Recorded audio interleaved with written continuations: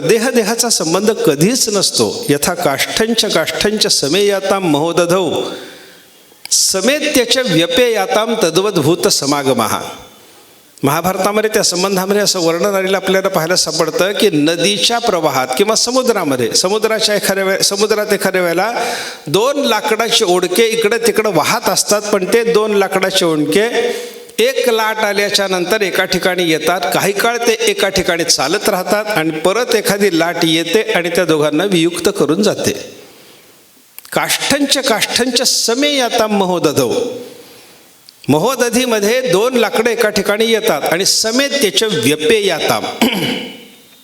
संगम जरी त्यांचा झालेला असला, एका ठिकाणी ती काष्ठ जरी आलेली असली तरी थोडा वेळपर्यंत ती एका ठिकाणी जुळून मिळून संगमित होऊन अशी प्रवाहित होत असली तरी परंतु दुसरी लाट आल्याच्या नंतर तुकाराम महाराजांनी सुद्धा हे वर्णन केलेलं आहे. मिळती काष्ठे लोटता पूर आदळे दूर होती खल्लाळी.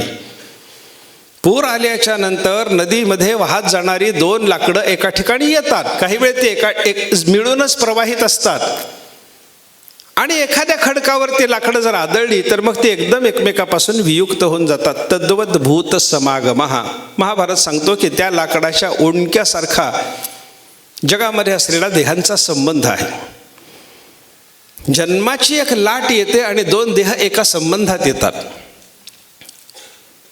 मायबापापासून आपला जन्म झाला, ही जन्माची लाट आली आपल्या जीवनामध्ये आणि मायबापाच्या देहाशी आपला संबंध करून गेली. केवळ मायबापाच्या देहाशी आपला संबंध तिनं केलेला नसतो, तर अनेकाच्या देहाशी आपला संबंध तिनं केलेला असतो. किंवा लग्न झालं, लग्नाची एक लाट आली आणि त्या लग्नाच्या लाटेनं पती पत्नी या पद्धतीनं दोन देह एका ठिकाणी आले. पण हे एका ठिकाणी असणं किती वेळ चालायचं? समुद्रामध्ये दोन लाट आल्याबरोबर दोन ओंडके एका ठिकाणी आले खरे, पण ते एकाच ठिकाणी राहतात का? आदळे दूर होती खल्लाळी. एखाद्या खडकावर आदळण्याचा प्रसंग आला किंवा एखादी दुसरी लाट आली की ती दुसरी लाट आल्याच्या नंतर किंवा खडकावर आदळल्याच्या नंतर हे दोन ओंडके एकमेकापासून वियुक्त होतात. तशी कोणती तरी एखादी जन्माची लग्नाची सांसारिक लाट येते आणि दोन देह एका ठिकाणी येतात, पण मृत्यूची लाट आल्याच्या नंतर कोणाचंही काही चालत नाही. मग तेथे नचले काही, सत्ता संपदा राहील ठाईच्या ठाई, पुढे संचित जाईल ग्वाही. तुका म्हणे तै यमाज्ञा. असं तुकाराम महाराजांनी त्याचं वर्णन केलं. काही चालत नाही, काही चालत नाही. यमाची आज्ञा झाल्याच्या नंतर काही चालत नाही.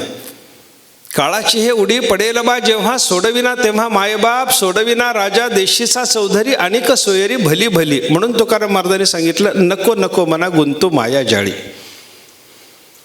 हे सगळे वियुक्त होणारे, एकमेकाच्या पासून सर्वांना वियुक्त कधी ना कधीतरी व्हावं लागतं. हा भूत समागम दोन लाकडाच्या ओंडक्यासारखा आहे.